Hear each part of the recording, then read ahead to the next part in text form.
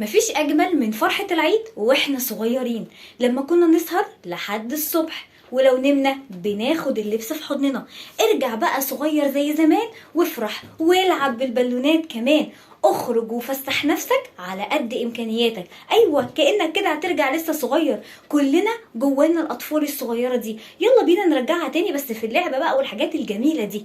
وكانت اجمل حاجه في اجمل حاجه كانت في العيد كانت العيديه. الله الله، كانت جميله علشان خاطر كانت بسيطه، وكانت علشانك انت، محدش كان بياخدها منك. اول ما كنا بناخدها كنا بنجري على طول بنشتري الحاجة اللي احنا نفسنا فيها. طب يلا بقى ادي لنفسك عيدية، متستناهاش من حد، لان اصلا مفيش حد هيديك عيدية زي ما انا كده ما باخدش عيدية زيكم كده بالظبط.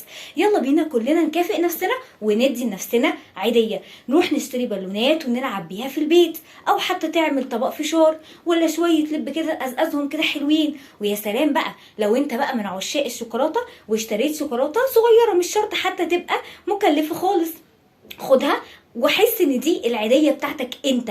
يا سلام، طعمها هيكون مختلف تماما تماما، لان هي هترجعنا قد ايه كنا صغيرين وكنا بنفرح بيها. ويا سلام بقى لو احنا عندنا اطفال صغيره في البيت وشاركنا العيديه البسيطه دي مع اطفالنا.